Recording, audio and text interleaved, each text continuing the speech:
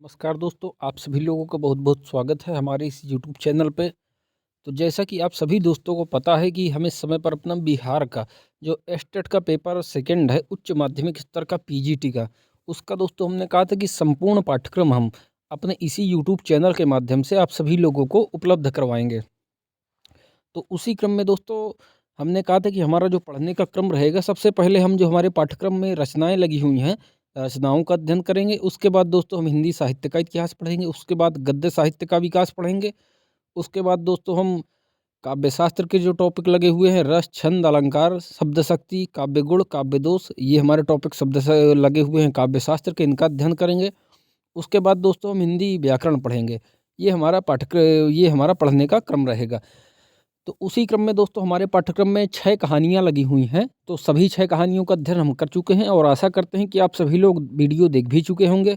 अगर नहीं देखा है दोस्तों अभी तक आप लोगों ने कहानियों की वीडियो, जो 6 कहानियाँ हमारे पाठ्यक्रम में लगी हुई हैं बिहार स्टेट के, तो प्लेलिस्ट में जाइए और चयनित कहानियाँ, उसमें 6 कहानियाँ दोस्तों हमारे पाठ्यक्रम में लगी हुई हैं। तो सभी 6 कहानियाँ दोस्तों प्लेलिस्ट में आपको 6 वीडियो मिल जाएँगे।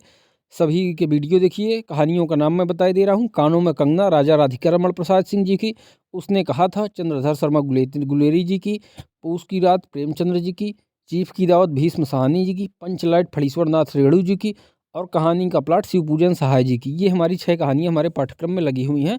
तो इनका सभी का वीडियो दोस्तों उपलब्ध है, आप लोग प्लेलिस्ट में जा कर के देखिए। उसके बाद दोस्तों हमारे पाठ्यक्रम में 3 उपन्यास लगे हुए हैं। 3 उपन्यास में दोस्तों गोदान प्रेमचंद जी का, मैलांचल फणीश्वरनाथ रेणु जी का और दोस्तों त्यागपत्र जैनेन्द्र जी का, ये 3 उपन्यास हमारे पाठ्यक्रम में लगे हुए हैं।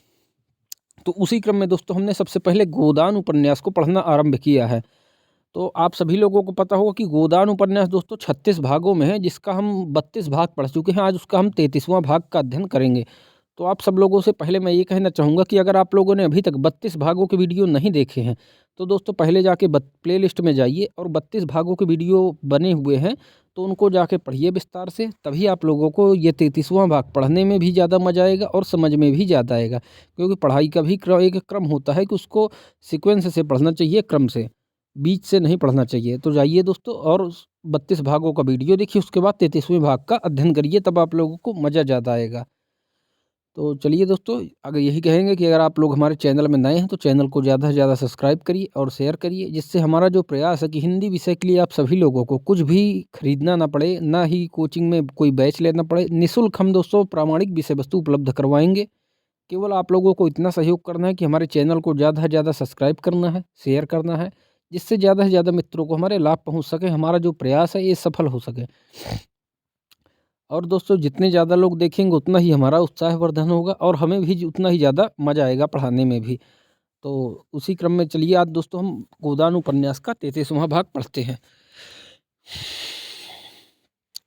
डॉक्टर मेहता परीक्षक से परीक्षार्थी हो गए हैं। मालती से दूर दूर रहकर उन्हें ऐसी शंका होने लगी है कि उसे खो ना दे। कई महीनों से मालती उनके पास न आई थी और जब वह विकल होकर उसके घर गए तो मुलाकात न हुई। जिन दिनों रुद्रपाल, रुद्रपाल दोस्तों कौन है? राय साहब का बेटा है। रुद्रपाल और सरोज, सरोज कौन है दोस्तों? मालती की छोटी बहन। तो जिन दिनों रुद्रपाल और सरोज का प्रेम कांड चलता रहा, तब तो मालती उनकी सलाह लेने प्रायः 1-2 बार रोज आती थी, पर जब से दोनों इंग्लैंड चले गए थे उसका आना जाना बंद हो गया था।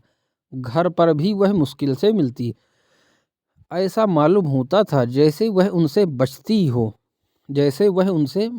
है, जैसे बलपूर्वक अपने मन को उनकी ओर से हटा लेना चाहती है। जिस पुस्तक में वह इन दिनों लगे हुए थे वह आगे बढ़ने से इनकार कर रही थी, जैसे उनका मनोयोग लुप्त हो गया हो। गृह प्रबंध में तो वह कभी बहुत कुशल ना थे। सब मिलाकर 1,000 रुपये से अधिक महीने में कमा लेते थे। कितना दोस्तों? मिस्टर मेहता 1,000 रुपये से अधिक कमा लेते थे, मगर बचत एक धेले की भी ना होती थी। रोटी दाल खाने के सिवा और उनके पास कुछ ना था। तकल्लुफ़ अगर कुछ था तो वह उनकी कार थी। तकल्लुफ़ अगर कुछ था तो वह उनकी कार थी, जिसे वह खुद ड्राइव करते थे। कुछ रुपए किताबों में उड़ जाते थे, कुछ चंदों में, कुछ गरीब छात्रों की परवरिश में और अपने बाग की सजावट में, जिससे उन्हें इश्क सा था। तरह तरह के पौधों और वनस्पतियाँ विदेशों से महंगे दामों मंगाना और उनको पालना, यही उनका मानसिक चटोरापन था, या इसे दिमागी अय्यासी कहें। मगर इधर कई महीनों से उस बगीचे की ओर से भी वह कुछ विरक्त से हो रहे थे, और घर का इंतजाम और भी बदतर हो गया था। खाते 2 फुलके और खर्च हो जाते 100 से ऊपर। अचकन पुरानी हो गई थी, मगर इसी पर उन्होंने कड़ाके का जाड़ा काट दिया।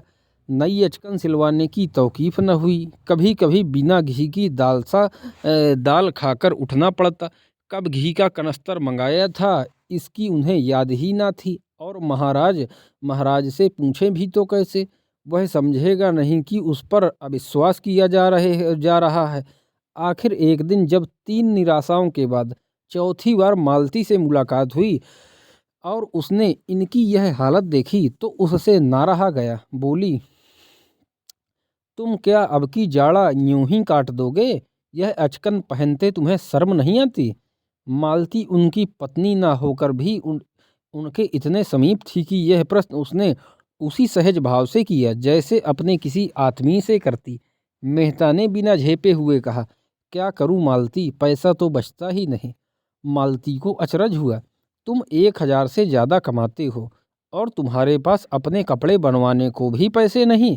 मेरी आमदनी कभी 400 से ज़्यादा न थी, लेकिन मैं उसी में सारी गृहस्थी चलाती हूँ और बचा लेती हूँ। आखिर तुम क्या करते हो? मैं एक पैसा भी फालतू नहीं खर्च करता। मुझे कोई ऐसा शौक भी नहीं है। अच्छा, मुझसे रुपए ले जाओ और एक जोड़ी अचकन बनवा लो। मेहता ने लज्जित होकर कहा, अब की बनवा लूंगा, सच कहता हूँ। अब आप यहाँ आए तो आदमी बनकर आए अब आप यहाँ आए तो आदमी बनकर आए। यह तो बड़ी कड़ी शर्त है। कड़ी सही, तुम जैसों के साथ बिना कड़ाई किए काम नहीं चलता। मगर वहाँ तो संदूक खाली थी और किसी दुकान पर बेपैसे जाने का साहस ना पड़ता था। मगर वहाँ तो संदूक खाली था और किसी दुकान पर बेपैसे जाने का साहस न पड़ता था। मालती के घर जाए तो कौन मुंह लेकर? दिल में तड़प तड़प कर रह जाते थे। एक दिन नई विपत्ति आ पड़ी। इधर कई महीनों से मकान का किराया नहीं दिया था। 75 रुपये माहवार बढ़ते जाते थे। मकानदार ने जब बहुत तकाजे करने पर भी रुपए वसूल न कर पाए तो नोटिस दे दी। मगर नोटिस रुपए गढ़ने का कोई जंतर तो है नहीं। नोटिस की तारीख निकल गई और रुपए न पहुँचे। तब मकानदार ने मजबूर होकर नालिश कर दी। वह जानता था मेहता जी बड़े सज्जन और परोपकारी पुरुष हैं, लेकिन इससे ज़्यादा भलमनसी वह क्या करता कि 6 महीने सब्र किए बैठा रहा। मेहता ने किसी तरह की पैरवी न की, एक तरफा डिग्री हो गई। मकानदार ने तुरंत डिग्री जारी कराई और कुर्क अमीन मेहता साहब के पास पूर्व से सूचना देने आया, क्योंकि उसका लड़का यूनिवर्सिटी में पढ़ता था और उसे मेहता कुछ वजीफा भी देते थे। संयोग से उस वक्त मालती भी बैठी थी। बोली, कैसी कुर्की है, किस बात की? अमीन ने कहा, वही किराए की डिग्री जो हुई थी। मैंने कहा हुजूर को इत्तला दे दूं। 400-500 का मामला है, कौन सी बड़ी रकम है। 10 दिन में भी रुपए दे दीजिए तो कोई हरज नहीं। मैं महाजन को 10 दिन तक उलझाए रहूंगा। जब अमीन चला गया तो मालती ने तिरस्कार भरे स्वर में पूछा, अब यहाँ तक नौबत पहुँच गई? मुझे आश्चर्य होता है कि तुम इतने मोटे मोटे ग्रंथ कैसे लिखते हो। मकान का किराया 6-6 महीने से बाकी पड़ा है और तुम्हें खबर नहीं? मेहता लज्जा से सिर झुकाकर बोले, खबर क्यों नहीं है, लेकिन रुपए बचते ही नहीं। मैं एक पैसा भी व्यर्थ नहीं खर्च करता। कोई हिसाब किताब भी लिखते हो? हिसाब क्यों नहीं रखता? जो कुछ पाता हूँ वह सब दर्ज करता जाता हूँ। नहीं इनकम टैक्स वाले जिंदा ना छोड़े। और जो कुछ खर्च करते हो वह उसका तो कोई हिसाब नहीं रखता। क्यों? कौन लिखे बोझ सा लगता है। और यह पोथे कैसे लिख डालते हो? उसमें तो विशेष कुछ नहीं करना पड़ता, कलम लेकर बैठ जाता हूँ। हर वक्त खर्च का खाता तो खोल कर नहीं बैठता। तो रुपए कैसे अदा करोगे? किसी से कर्ज ले लूँगा, तुम्हारे पास हो तो दे दो। मैं तो एक शर्त पर दे सकती हूँ, तुम्हारी आमदनी सब मेरे हाथ में आए और खर्च भी मेरे हाथ से हो। मेहता प्रसन्न होकर बोले, वाह, अगर यह भार ले लो तो क्या कहना, मूसलों ढोल बजाऊं? मालती ने डिग्री के रुपए चुका दिए और दूसरे ही दिन मेहता को वह बंगला खाली करने पर मजबूर किया। अपने बंगले में उसने उनके लिए 2 बड़े-बड़े कमरे दे दिए। उनके भोजन आदि का प्रबंध भी अपनी ही गृहस्थी में कर दिया। मेहता के पास सामान तो ज़्यादा न था, मगर किताबें कई गाड़ी थी। उनके दोनों कमरे पुस्तकों से भर गए। अपना बगीचा छोड़ने का उन्हें जरूर कलक हुआ, लेकिन मालती ने अपना पूरा अहाता उनके लिए छोड़ दिया कि जो फूल पत्तियां चाहे लगाएं। मेहता तो निश्चिंत हो गए, लेकिन मालती को उनकी आय व्यय पर नियंत्रण करने में बड़ी मुश्किल का सामना करना पड़ा। उसने देखा आय तो 1000 से ज़्यादा है, मगर वह सारी की सारी गुप्तदान में उड़ जाती है। 20-25 लड़के उन्हीं से वजीफा पाकर विद्यालय में पढ़ रहे थे। विधवाओं की तादाद भी इससे कम ना थी। इस खर्च में कैसे कमी करें, यह उसे ना सूझता था। सारा दोष उसी के सिर मढ़ा जाएगा, सारा अपयश उसी के हिस्से पड़ेगा। कभी मेहता पर झुंझलाती, कभी अपने ऊपर, कभी प्राथियों के ऊपर जो एक सरल उदार प्राणी पर अपना भार रखते जरा भी न सकुचाते थे। यह देखकर और झुंझलाहट होती थी कि इन दान लेने वालों में कुछ तो इसके पात्र ही न थे। एक दिन उसने मेहता को आड़े हाथों लिया। मेहता ने उसका आक्षेप सुनकर निश्चिंत भाव से कहा, तुम्हें अख्तियार है, जिसे चाहे दो, चाहे ना दो, मुझसे पूछने की कोई ज़रूरत नहीं। हाँ, जवाब भी तुम्ही को देना पड़ेगा। मालती ने चिढ़कर कहा, हाँ और क्या, यश तो तुम लो, अपयश मेरे सिर मढ़ो।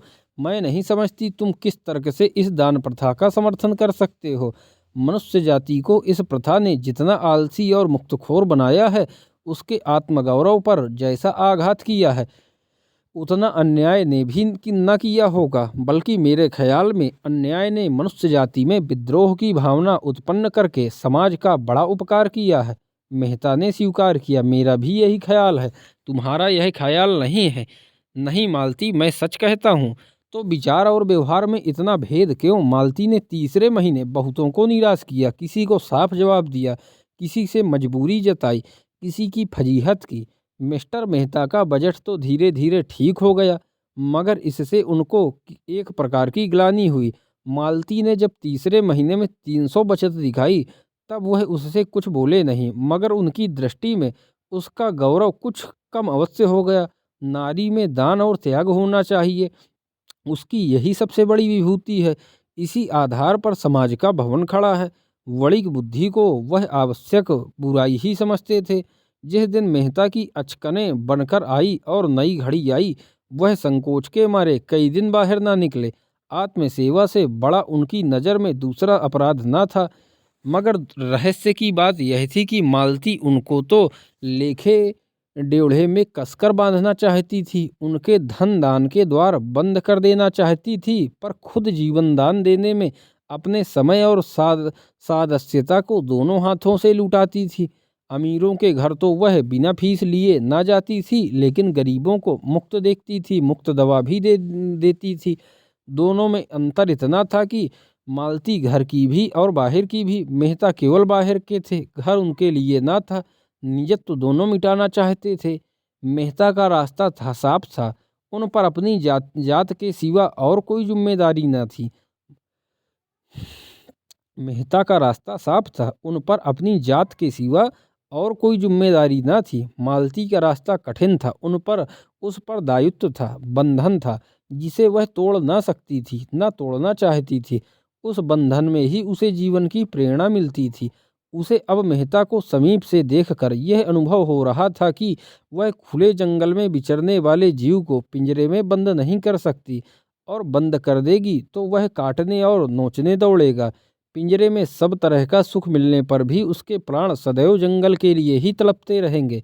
मेहता के लिए घरबारी दुनिया एक अनजानी दुनिया थी। मेहता के लिए घरबारी दुनिया एक अनजानी दुनिया थी, जिसकी रीति नीति से वह परिचित न थे। उन्होंने संसार को बाहर से देखा था और उसे मक्र और फरेब से ही भरा समझते थे। जिधर देखते थे उधर ही बुराइयां नजर आती थी, मगर समाज में जब गहराई में जाकर देखा तो उन्हें मालूम हुआ कि इन बुराइयों के नीचे त्याग भी है, प्रेम भी है, साहस भी है, धैर्य भी है। मगर यह भी देखा कि वह विभूतियां हैं तो जरूर, पर दुर्लभ हैं और इस शंका और संदेह में जब मालती का अंधकार से निकलता हुआ देवी रूप उन्हें नजर आया, तब वह उसकी ओर उतावलेपन के साथ सारा धैर्य खोकर टूटे और चाहा कि उसे ऐसे जतन से छिपाकर रखें कि किसी दूसरे की आंख भी उस पर ना पड़े। यह ध्यान न रहा कि यह मोह ही विनाश की जड़ है। प्रेम जैसी निर्मम वस्तु क्या भय से बांधकर रखी जा सकती है? वह तो पूरा विश्वास चाहती है, पूरी स्वाधीनता चाहती है, पूरी जिम्मेदारी चाहती है। उसके पल्लवित होने की शक्ति उसके अंदर है। उसे प्रकाश और क्षेत्र मिलना चाहिए। वह कोई दीवार नहीं है जिस पर ऊपर से ईंटें रखी जाती हैं। उसमें तो प्राण है, फैलने की असीम शक्ति है। जब से मेहता इस बंगले में आए हैं, उन्हें मालती से दिन में कई बार मिलने का अवसर मिलता है। उनके मित्र समझते हैं यह उनके विवाह की तैयारी है, केवल रस्म अदा करने की देर है। मेहता भी यही स्वप्न देखते रहते हैं। मगर मालती ने उन्हें सदा के लिए ठुकरा दिया होता तो क्यों उन पर इतना स्नेह रखती? शायद वही उन्हें सोचने का अवसर दे रही है और वह खूब सोचकर इसी निश्चय पर पहुँचे हैं कि मालती के बिना वह आधे हैं। वही उन्हें पूर्णता की ओर ले जा सकती है। बाहर से वह विलासनी है, भीतर से वही मनोवृत्ति शक्ति का केंद्र है। मगर परिस्थिति बदल गई है। तब मालती प्यासी थी, अब मेहता प्यास से विकल हैं। और एक बार जवाब पा जाने के बाद उन्हें उस पर और एक बार जवाब पा जाने के बाद उन्हें उस प्रश्न पर मालती से कुछ कहने का साहस नहीं होता। यद्यपि उनके मन में अब संदेह का लेस नहीं रहा, मालती को समीप से देखकर उनका आकर्षण बढ़ता ही जाता है। दूर से पुस्तक के जो अक्षर लिपे पुते लगते थे, समीप से वह स्पष्ट हो गए। उनमें अर्थ है, संदेश है। इधर मालती ने अपने बाग के लिए गोबर को माली रख लिया था। दोस्तों, गोबर वही होरी का लड़का। इधर मालती ने अपने बाग के लिए गोबर को माली रख लिया था। एक दिन वह किसी मरीज को देखकर आ रही थी कि रास्ते में पेट्रोल न रहा। वह खुद ड्राइव कर रही थी। फिक्र हुई पेट्रोल कहाँ से आए। रात के 9 बज गए थे और माघ का जाड़ा पड़ रहा था। सड़कों पर सन्नाटा हो गया था। कोई ऐसा आदमी नजर ना आता था जो कार को धकेलकर पेट्रोल की दुकान तक ले जाए। बार बार नौकर पर झुंझला रही थी, हरामखोर कहीं का बेखबर पड़ा रहता है। संयोग से गोबर उधर से आ निकला। मालती को देखकर उसने हालत समझ ली और गाड़ी को 2 फारलांग ढेल कर पेट्रोल की दुकान तक लाया। मालती ने प्रसन्न होकर पूछा, नौकरी करोगे? गोबर ने धन्यवाद के साथ स्वीकार किया। 15 रुपये वेतन तय हुआ। कितना दोस्तों? 15 रुपये वेतन। गोबर ने धन्यवाद के साथ स्वीकार किया। 15 रुपये वेतन तय हुआ। माली का काम उसे पसंद था। यही काम उसने किया था और उसमें मजा हुआ था। मिल की मजदूरी में वेतन ज़्यादा मिलता था, पर उस काम से उसे उलझने होती थी। दूसरे दिन गोबर ने मालती के यहाँ काम करना शुरू कर दिया। उसे रहने को एक कोठरी भी मिल गई। झुनिया भी आ गई। मालती बाग में आती तो झुनिया का बालक धूल मिट्टी में खेलता फिरता। एक दिन मालती ने उसे एक मिठाई दे दी। बच्चा उस दिन से परच गया। उसे देखते ही उसके पीछे लग जाता और जब तक मिठाई ना ले लेता उसका पीछा ना छोड़ता। एक दिन मालती बाग में आई तो बालक ना दिखाई दिया। झुनिया से पूछा तो मालूम हुआ बच्चे को ज्वर आ गया है। मालती ने घबराकर कहा, ज्वर आ गया तो मेरे पास क्यों नहीं लाई? चल देखूं। बालक खटोले पर ज्वर में अचेत पड़ा था। खपरेल की उस कोठरी में इतनी सीलन। बालक खटोले पर ज्वर में अचेत पड़ा था। खपरेल की उस कोठरी में इतनी सीलन, इतना अंधेरा और इस ठंड के दिनों में भी इतने मच्छर की मालती 1 मिनट भी वहां न ठहर सकी। तुरंत आकर थर्मामीटर लिया और फिर जाकर देखा, 104 था। मालती को भय हुआ कहीं चेचक ना हो। बच्चे को अभी तक टीका नहीं लगा था और अगर इस सीली कोठरी में रहा तो भय था कहीं ज्वर और न बढ़ जाए। सहसा बालक ने आंखें खोल दी और मालती को खड़ी पाकर सहसा बालक ने आंखें खोल दी और मालती को खड़ी पाकर करुण नेत्रों से उसकी ओर देखा और उसकी गोद के लिए हाथ फैलाए। मालती ने उसे गोद में उठा ली और थपकियां देने लगी। बालक मालती की गोद में आकर जैसे किसी बड़े सुख का अनुभव करने लगा। अपनी जलती हुई उंगलियों से उसके गले की मोतियों की माला पकड़कर अपनी ओर खींचने लगा। मालती ने नेकलेस उतार कर उसके गले में डाल दी। बालक की स्वार्थी प्रकृति इस दशा में भी सजग थी। नेकलेस पाकर अब उसे मालती की गोद में रहने की कोई ऐसी जरूरत ना रही। यहाँ उसके छिन जाने का भय था। झुनिया की गोद इस समय ज्यादा सुरक्षित थी। मालती ने खिले हुए मन से कहा, बड़ा चालाक है, चीज लेकर कैसा भागा। झुनिया ने कहा, दे दो बेटा, मेम साहब का है। बालक ने हार को दोनों हाथों से पकड़ लिया और माँ की ओर रोष से देखा। मालती बोली, तुम पहने रहो बच्चा, मैं मांगती नहीं हूँ। उसी वक्त बंगले में आकर उसने अपना बैठक का कमरा खाली कर दिया और उसी वक्त झुनिया इस नए कमरे में डट गई। मंगल ने उस स्वर्ग को कतूहल भरी आंखों से देखा। छत में पंखा था, रंगीन बल्ब थे, दीवारों पर तस्वीरें थी। देर तक उन चीजों को टकटकी लगाए देखता रहा। मालती ने बड़े प्यार से पुकारा, मंगल। मंगल ने मुस्कुराकर उसकी ओर देखा जैसे कह रहा हो, आज तो हंसा नहीं जाता मेम साहब, क्या करूं, आपसे कुछ हो सके तो कीजिए। मालती ने झुनिया को बहुत सी बातें समझाई और चलते चलते पूछा, तेरे घर में कोई दूसरी औरत हो तो गोबर से कह दे 2-4 दिन के लिए बुला लावे। मुझे चेचक का डर है। कितनी दूर है तेरा घर? झुनिया ने अपने गांव का नाम और घर का पता अंदाज से 18-20 कोस होंगे। मालती को बेलारी याद था। बोली, वही गांव तो नहीं जिसके पश्चिम तरफ आधा मील पर नदी है? हाँ हाँ मेम साहब, वही गांव है। आपको कैसे मालूम? एक बार हम लोग उस गांव में गए थे, होरी के घर ठहरे थे। तू उसे जानती है? वह तो मेरे ससुर है मेम साहब, मेरी सास भी मिली होगी। हाँ हाँ, बड़ी समझदार औरत मालूम होती है, मुझसे खूब बातें करती रही। तो गोबर को भेज दे, अपने माँ को बुला लाए। वह उन्हें बुलाने नहीं जाएंगे। क्यों? कुछ कुछ ऐसा ही कारण है। झुनिया को अपने घर का चौका बर्तन, झाड़ू बुहाड़ी, रोटी पानी सभी कुछ करना पड़ता। दिन को तो दोनों चना चबेना खाकर रह जाते। रात को जब मालती आ जाती तो झुनिया अपना खाना पकाती और मालती बच्चे के पास बैठती। वह बार बार चाहती कि बच्चे के पास बैठे, लेकिन मालती उसे ना आने देती। रात को बच्चे का ज्वर तेज हो जाता और वह बेचैन होकर दोनों हाथ ऊपर उठा लेता। मालती उसे गोद में लेकर घंटों कमरे में टहलती। चौथे दिन उसे चेचक निकल आई। मालती ने सारे घर को टीका लगाया, खुद को टीका लगवाया, मेहता को भी लगाया। गोबर, झुनिया, महाराज कोई न बचा। पहले दिन तो दाने छोटे थे और अलग अलग थे, जान पड़ता था छोटी माता है। दूसरे दिन दाने जैसे खिल उठे और अंगूर के दानों के बराबर हो गए और फिर कई कई दाने मिलकर बड़े बड़े आंवले जैसे हो गए। मंगल जलन और खुजली और पीड़ा से बेचैन होकर करुण स्वर में कराहता और दीन असहाय नेत्रों से मालती की ओर देखता। उसका कराहना भी प्रौढ़ों का सा था और दृष्टि में भी प्रौढ़ता थी, जैसे वह एकाएक जवान हो गया हो। इस असहाय वेदना ने मानो उसके अबोध शिशुपन को मिटा डाला हो। उसकी शिशु बुद्धि मानो संज्ञान होकर समझ रही थी कि मालती ही के जतन से वह अच्छा हो सकता है।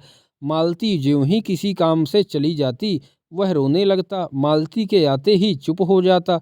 रात को उसकी बेचैनी बढ़ जाती और मालती को प्रायः सारी रात बैठना पड़ जाता, मगर वह न कभी झुंझलाती न चिढ़ती। हाँ, झुनिया पर उसे कभी कभी अवश्य क्रोध आता, क्योंकि वह अज्ञान के कारण जो न करना चाहिए वह कर बैठती। गोबर और झुनिया दोनों की आस्था झाड़ फूंक में अधिक थी, पर यहाँ उसको कोई अवसर न मिलता। उस पर झुनिया 2 बच्चे की माँ होकर बच्चे का पालन करना न जानती थी। मंगल दिख करता तो उसे डांटती कोसती। जरा सा भी अवकाश पाती तो जमीन पर सो जाती और सवेरे से पहले न उठती। और गोबर तो उस कमरे में आते जैसे डरता था। मालती वहाँ बैठी है, कैसे जाए? झुनिया से बच्चे का हाल हवाल पूछ लेता और खाकर पड़ रहता। उस चोट के बाद वह पूरा स्वस्थ ना हो पाया था। थोड़ा सा काम करके भी थक जाता था। उन दिनों जब झुनिया घास बेचती थी और वह आराम से पड़ा रहता था तो वह कुछ हरा हो गया था, मगर इधर कई महीने बोझ ढोने और चूने गारे का काम करने से उसकी दशा गिर गई थी। उस पर यहाँ काम बहुत था। सारे बाग को पानी निकालकर सींचना, क्यारियों को गोड़ना, घास छीलना, गायों को चारा पानी देना और दूहना। और जो मालिक इतना दयालु हो उसके काम में काम चोरी कैसे करे, यह एहसान उसे एक क्षण भी आराम से ना बैठने देता। और तब मेहता खुद खुरपी लेकर घंटों बाग में काम करते तो वह कैसे आराम करता। वह खुद सूखता जाता था पर बाग हरा हो रहा था। मिस्टर मेहता को भी बालक से स्नेह हो गया था।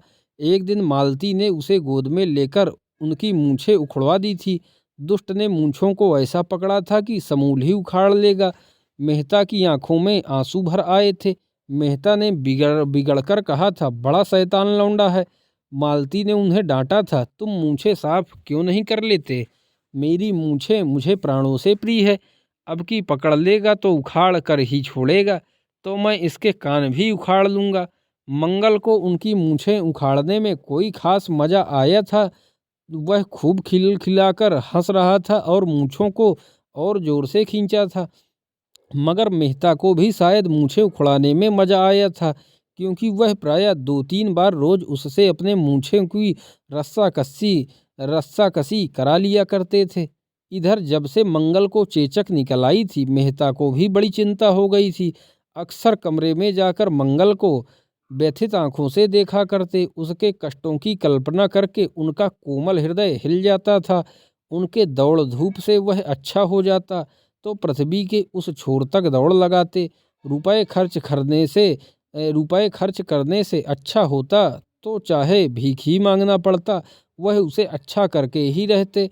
लेकिन यहाँ कोई बस ना था। उसे छूते भी उसके हाथ कांपते थे, कहीं उसके आंवले ना टूट जाएं। मालती कितने का कोमल हाथों से उसे उठाती थी, कंधों पर उठाकर कमरे में टहलाती थी और कितने स्नेह से उसे बहलाकर दूध पिलाती थी। यह वात्सल्य मालती को उनकी दृष्टि में ना जाने कितना ऊंचा उठा देता था। मालती केवल रमणी नहीं है, माता भी है, और ऐसी वैसी माता भी नहीं, सच्चे अर्थों में देवी और माता, और जीवन देने वाली, जो पराये बालक को भी अपना सकती है, जैसे उसके मातापन का सदैव संचय किया हो और आज दोनों हाथों से उसे लुटा रही हो। उसके अंग अंग से मातापन फूटा पड़ता था, मानो यही उसका यथार्थ रूप हो। यह हाव भाव, यह शौक श्रृंगार उसके मातापन के आवरण मात्र हों, जिसमें उस विभूति की रक्षा होती है। रात का 1 बज गया था। मंगल का रोना सुनकर मेहता चौंक पड़े। सोचा, बेचारी मालती आधी रात तक तो जागती रही होगी, इस वक्त उसे उठने में कितना कष्ट होगा। अगर द्वार खुला हो तो मैं ही बच्चे को चुप करा दूं। तुरंत उठकर उस कमरे के द्वार पर आए और शीशे से अंदर झांका। मालती बच्चे को गोद में लिए बैठी थी और बच्चा अनायास ही रो रहा था। शायद उसने कोई स्वप्न देखा था या और किसी वजह से डर गया था। मालती चुमकारती थी, थपकती थी, तस्वीरें दिखाती थी, गोद में लेकर टहलती थी, पर बच्चा चुप होने का नाम ना लेता था। मालती का यह अटूट वात्सल्य, यह अदम्य मातृभाव देखकर उनकी आंखें सजल हो गई। मन में ऐसा पुलक उठा कि अंदर जाकर मालती के चरणों को हृदय से लगा ले। अंतःस्थल से अनुराग में डूबे हुए शब्दों का एक समूह मचल पड़ा। प्रिय, मेरे स्वर्ग की देवी, मेरी रानी, डार्लिंग। और उसी प्रेमोन्माद में उन्होंने पुकारा, मालती जरा द्वार खोल दो। मालती ने आकर द्वार खोल दिया और उनकी ओर जिज्ञासा की आंखों से देखा। मेहता ने पूछा, क्या झुनिया नहीं उठी? यह तो बहुत रो रहा है। मेहता ने संवेदना भरे स्वर में कहा, आज 8वां दिन है, पीड़ा अधिक होगी इसी से। तो लाओ मैं कुछ देर टहला दूं, तुम थक गई होगी।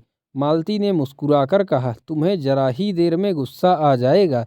बात सच थी, मगर अपनी कमजोरी को कौन स्वीकार करता है। मेहता ने जिद करके कहा, तुमने मुझे इतना हल्का समझ लिया है। मालती ने बच्चे को उनकी गोद में दे दिया। उनकी गोद में जाते ही वह एकदम चुप हो गया। बालकों में जो एक अंतर्ज्ञान होता है, उसने उसे बता दिया, अब रोने में तुम्हारा कोई फायदा नहीं। यह नया आदमी स्त्री नहीं पुरुष है, और पुरुष गुस्सेवर होता है और निर्दयी भी होता है, और चारपाई पर लेटाकर या बाहर अंधेरे में सुलाकर दूर चला जा सकता है और किसी को पास आने भी ना देगा। मेहता ने विजय गर्व से कहा, देखा कैसा चुप कर दिया। मालती ने विनोद किया, हाँ तुम इस कला में भी कुशल हो, कहाँ सीखी? तुमसे। मैं स्त्री हूँ और मुझ पर विश्वास नहीं किया जा सकता। मेहता ने लज्जित होकर कहा, मालती मैं तुमसे हाथ जोड़कर कहता हूँ, मेरे उन शब्दों को भूल जाओ। इन कई महीनों में कितना पछताया हूँ, कितना लज्जित हुआ हूँ, कितना दुखी हुआ हूँ, शायद तुम इसका अंदाज न कर सको। मालती ने सरल भाव से कहा, मैं तो भूल गई, सच कहती हूँ। मुझे कैसे विश्वास आए? उसका प्रमाण यही है कि हम दोनों एक ही घर में रहते हैं, एक साथ खाते हैं, हंसते हैं, बोलते हैं। क्या मुझे कुछ याचना करने की अनुमति ना दोगी? उन्होंने मंगल को खाट पर लिटा दिया, जहां वह दुबक्कर सो रहा, और मालती की ओर प्रार्थी आंखों से देखा, जैसे उसकी अनुमति पर उनका सब कुछ टिका हुआ हो। मालती ने आर्द्र होकर कहा, तुम जानते हो, तुमसे ज़्यादा निकट संसार में मेरा कोई दूसरा नहीं। मैंने बहुत दिन हुए अपने को तुम्हारे चरणों पर समर्पित कर दिया। तुम मेरे पथ प्रदर्शक हो, मेरे देवता हो, मेरे गुरु हो। तुम्हें मुझसे कुछ याचना करने की जरूरत नहीं, मुझे केवल संकेत कर देने की जरूरत है। जब तक मुझे तुम्हारे दर्शन ना हुए थे और मैंने तुम्हें पहचाना ना था, भोग और आत्मसेवा ही मेरे जीवन का इष्ट था। तुमने आकर उसे प्रेरणा दी, स्थिरता दी। मैं तुम्हारे एहसान कभी नहीं भूल सकती। मैंने नदी की तट वाली तुम्हारी बातें गांठ बांध ली। दुख यही हुआ कि तुमने भी मुझे वही समझा जो कोई दूसरा पुरुष समझता, जिसकी मुझे तुमसे आशा ना थी। उसका दायित्व मेरे ऊपर है, यह मैं जानती हूँ, लेकिन तुम्हारा अमूल्य प्रेम पाकर भी मैं वही बनी रहूंगी। ऐसा समझकर तुमने मेरे साथ अन्याय किया। मैं इस समय कितने गर्व का अनुभव कर रही हूँ, यह तुम नहीं समझ सकते। तुम्हारा प्रेम और विश्वास पाकर अब मेरे लिए कुछ भी शेष नहीं रह गया। यह वरदान मेरे जीवन को सार्थक कर देने के लिए काफ़ी है। यह मेरी पूर्णता है। यह कहते कहते मालती के मन में ऐसा अनुराग उठा कि मेहता के सीने से लिपट जाए। भीतर की भावनाएं बाहर आकर मानो सत्य हो गई थी। उसका रोम रोम पुलकित हो उठा। जिस आनंद को उसने दुर्लभ समझ रखा था, वह इतना सुलभ, इतना समीप है, और हृदय का वह आह्लाद मुख पर आकर उसे ऐसी शोभा देने लगा कि मेहता को उसमें देवत्व की आभा दिखी। यह नारी है या मंगल की यह नारी है या मंगल की पवित्रता और त्याग की प्रतिमा। उसी वक्त झुनियाँ जागकर उठ बैठी और मेहता अपने कमरे में चले गए, और फिर 2 सप्ताह तक मालती से कुछ बातचीत करने का अवसर उन्हें न मिला। मालती कभी उनसे एकांत में न मिलती। मालती के वह शब्द उनके हृदय में गूंजते रहते। उनमें कितनी सांत्वना थी, कितनी विनय थी, कितना नशा था। 2 सप्ताह में मंगल अच्छा हो गया। हाँ, मुंह पर चेचक के दाग न भर सके। उस दिन मालती ने आसपास के लड़कों को भरपेट मिठाई खिलाई, और जो मनौतियां कर रखी थी वह भी पूरी की। इस त्याग के जीवन में कितना आनंद है, इसका अब उसे अनुभव हो रहा है। झुनिया और गोबर का हर्ष मानो उसके भीतर प्रतिबिंबित हो रहा था। दूसरों के कष्ट निवारण में उसने जिस सुख और उल्लास का अनुभव किया, वह कभी भोग विलास के जीवन में ना किया था। वह लालसा अब उन फूलों की भांति छीड़ हो गई थी, जिसमें फल लग रहे हों जिसमें फल लग रहे हों। अब वह उस दर्जे से आगे निकल चुकी थी जब मनुष्य स्थूल आनंद को परम सुख मानता है। यह आनंद अब उसे तुच्छ पतन की ओर ले जाने वाला कुछ हल्का बल्कि विभत्स सा लगता है। उसे बड़े बंगले में रहने का क्या आनंद, जब उसके आसपास मिट्टी के झोपड़े मानो विलाप कर रहे हों। कार पर चढ़कर अब उसे गर्व नहीं होता। मंगल जैसे अबोध बालक ने उसके जीवन में कितना प्रकाश डाल दिया, उसके सामने सच्चे आनंद का द्वार सा खोल दिया। एक दिन मेहता के सिर में जोर का दर्द हो रहा था। वह आंखें बंद किए चारपाई पर पड़े तड़प रहे थे कि मालती ने आकर उनके सिर पर हाथ रखकर पूछा, कब से यह दर्द हो रहा है? मेहता ने ऐसा जान पड़ा उन कोमल हाथों ने जैसे सारा दर्द खींच लिया। उठकर बैठ गए और बोले, दर्द तो दोपहर से ही हो रहा था, और ऐसा सिर दर्द मुझे आज तक नहीं हुआ था, मगर तुम्हारे हाथ रखते ही सिर ऐसा हल्का हो गया मानो दर्द था ही नहीं। तुम्हारे हाथों में यह सिद्धि है। मालती ने उन्हें कोई दवा लाकर खाने को दे दी और आराम से लेटे रहने की ताकीद करके तुरंत कमरे से निकल जाने को हुई। मेहता ने आग्रह करके कहा, जरा 2 मिनट बैठोगी नहीं? मालती ने द्वार पर से पीछे फिरकर कहा, इस वक्त बातें करोगे तो शायद फिर दर्द होने लगे। आराम से लेटे रहो। आजकल मैं तुम्हें हमेशा कुछ न कुछ पढ़ते या लिखते देखती हूँ। 2-4 दिन लिखना पढ़ना छोड़ दो। तुम 1 मिनट बैठोगी नहीं? मुझे एक मरीज को देखने जाना है। अच्छी बात है, जाओ। मेहता के मुख पर कुछ ऐसी उदासी छा गई कि मालती लौट पड़ी और सामने आकर बोली, अच्छा कहो, क्या कहते हो? मेहता ने विमन होकर कहा, कोई खास बात नहीं है। यही कह रहा था कि इतनी रात गए किस मरीज को देखने जाओगी? वही राय साहब की लड़की। उसकी हालत बहुत खराब हो गई है। अब कुछ संभल गई है। उसके जाते ही मेहता फिर लेट गए। कुछ समझ में नहीं आया कि मालती के हाथ रखते ही दर्द क्यों शांत हो गया। अवश्य ही उसमें कोई सिद्धि है और यह उसकी तपस्या का, उसकी कर्मण्य मानवता का ही वरदान है। मालती नारित्व के उस ऊंचे आदर्श पर पहुंच गई थी जहां वह प्रकाश के एक नक्षत्र सी नजर आती थी। अब वह प्रेम की वस्तु नहीं, श्रद्धा की वस्तु थी। अब वह दुर्लभ हो गई थी और दुर्लभता मनस्वी आत्माओं के लिए उद्योग का मंत्र है। मेहता प्रेम में जिस सुख की कल्पना कर रहे थे उसे श्रद्धा ने और भी गहरा और भी स्फूर्तीय बना दिया। प्रेम में कुछ मान भी होता है, कुछ ममत्व भी। श्रद्धा तो अपने को मिटा डालती है और अपने मिट जाने को ही अपना इष्ट बना लेती है। प्रेम अधिकार करना चाहता है, जो कुछ देता है उसके बदले में कुछ चाहता भी है। श्रद्धा का चरम आनंद अपना समर्पण है, जिसमें अहन मन्यता का ध्वंस हो जाता है। मेहता का बृहत ग्रंथ समाप्त हो गया था, जिसे वह 3 साल से लिख रहे थे और जिसमें उन्होंने संसार के सभी दर्शन तत्वों का समन्वय किया था। यह ग्रंथ उन्होंने मालती को समर्पित किया और जिस दिन उसकी प्रतियां इंग्लैंड से आई और उन्होंने एक प्रति मालती को भेंट की, वह उसे अपने नाम से समर्पित देखकर विस्मित भी हुई और दुखी भी। उसने कहा, यह तुमने क्या किया? मैं तो अपने को इस योग्य नहीं समझती। मेहता ने गर्व के साथ कहा, लेकिन मैं तो समझता हूँ, यह तो कोई चीज नहीं। मेरे तो अगर 100 प्राण होते तो वह तुम्हारे चरणों में निछावर कर देता। मुझ पर जिसने स्वार्थ सेवा के सिवा कुछ नहीं, कुछ जाना भी नहीं, तुम्हारे त्याग का टुकड़ा भी मैं पा जाता तो अपने को धन्य समझता। तुम देवी हो, पत्थर की इतना और क्यों नहीं कहते? त्याग की, मंगल की, पवित्रता की। जब तुमने मुझे खूब समझा, मैं तुमसे सच कहती हूँ, सेवा या त्याग का भाव कभी मेरे मन में नहीं आया। जो कुछ करती हूँ प्रत्यक्ष या अप्रत्यक्ष स्वार्थ के लिए करती हूँ। मैं गाती इसलिए नहीं कि त्याग करती हूँ या अपने गीतों से दुखी आत्माओं को सांत्वना देती हूँ, बल्कि केवल इसलिए कि उससे मेरा मन प्रसन्न होता है। इसी तरह दवा दाई भी गरीबों को दे देती हूँ, केवल अपने मन को प्रसन्न करने के लिए। शायद मन का अहंकार इसमें सुख मानता है। तुम मुझे ख्वाह ख्वाह देवी बना खामखा देवी बनाए डालते हो। अब तो इतनी कसर रह गई है कि धूप दीप लेकर मेरी पूजा करो। मेहता ने कातर स्वर में कहा, वह तो मैं बरसों से कर रहा हूँ मालती, और उस वक्त तक करता जाऊंगा जब तक वरदान न मिलेगा। मालती ने चुटकी ली, तो वरदान पा जाने के बाद शायद देवी को मंदिर से निकाल फेंको। मेहता संभल कर बोले, तब तो मेरी अलग सत्ता ही ना रहेगी, उपासक उपास्य में लय हो जाएगा।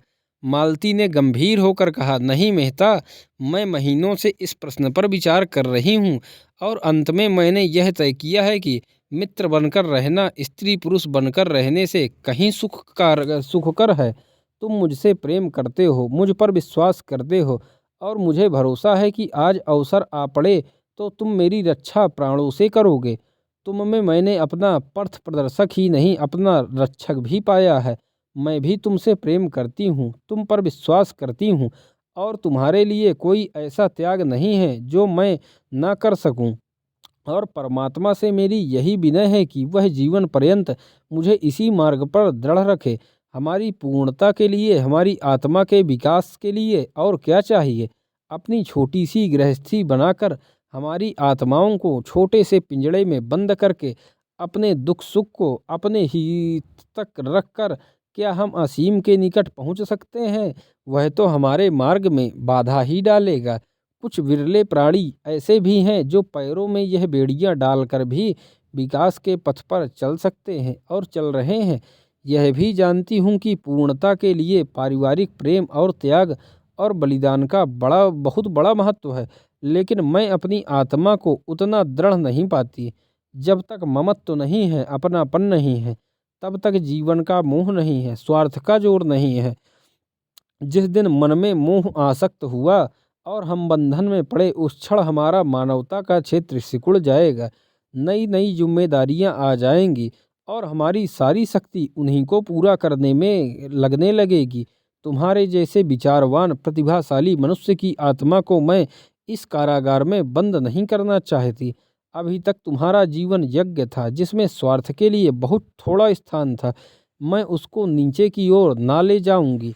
संसार को तुम जैसे साधकों की जरूरत है, जो अपनेपन को इतना फैला दें कि सारा संसार अपना हो जाए। संसार में अन्याय की, आतंक की, भय की दुहाई मची हुई है। अंधविश्वास का, कपट धर्म का, स्वार्थ का प्रकोप छाया हुआ है।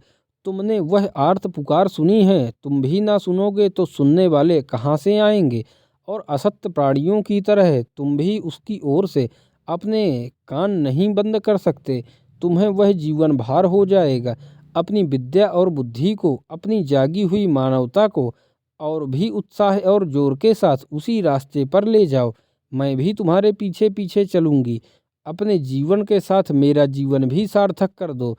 मेरा तुमसे यही आग्रह है। अगर तुम्हारा मन सांसारिकता की ओर लपकता है, तब भी मैं अपना काबू चलते तुम्हें उधर से हटाऊंगी। और ईश्वर ना करे कि मैं असफल हो जाऊं, लेकिन तब मैं तुम्हारा साथ 2 बूंद आंसू गिराकर छोड़ दूंगी और कह नहीं सकती मेरा क्या अंत होगा, किस घाट लगूंगी। पर चाहे वह कोई घाट हो, इस बंधन का घाट ना होगा। बोलो, मुझे क्या आदेश देते हो? मेहता सिर झुकाए हुए सुनते रहे। एक एक शब्द मानो उनके भीतर की आंखें इस तरह खोले देता था जैसे अब तक कभी ना खुली थी। वह भावनाएं जो अब तक उनके सामने स्वप्न चित्रों की तरह आई थी, अब जीवन सत्य बनकर स्पंदित हो गई थी। वह अपने रोम रोम में प्रकाश और उत्कर्ष का अनुभव कर रहे थे। जीवन के महान संकल्पों के सम्मुख हमारा बालपन हमारी आंखों में फिर जाता है। मेहता की आंखों में मधुर बाल स्मृतियां सजीव हो उठी, जब वह अपने विधवा माता की गोद में बैठकर महान सुख का अनुभव किया करते थे। कहाँ है वह माता? आए और देखे अपने बालक की इस सुकीर्ति को। मुझे आशीर्वाद दो। तुम्हारा वह जिद्दी बालक आज एक नया जन्म ले रहा है। उन्होंने मालती के चरण दोनों हाथों से पकड़ लिए और कांपते हुए स्वर में बोले, तुम्हारा आदेश स्वीकार है मालती। और दोनों एकांत होकर प्रगाढ़ आलिंगन में बंध गए दोनों की आंखों से आंसुओं की धारा बह रही थी। तो दोस्तों, ये था गोदान उपन्यास का 33वां भाग। फिर मिलते हैं किसी अगले वीडियो में। तब तक आप लोग चैनल में बने रहिए और ज़्यादा से ज़्यादा वीडियो को शेयर करिए और चैनल को सब्सक्राइब करिए। फिर मिलते हैं किसी इसके अगले भाग में। तब तक के लिए धन्यवाद दोस्तों।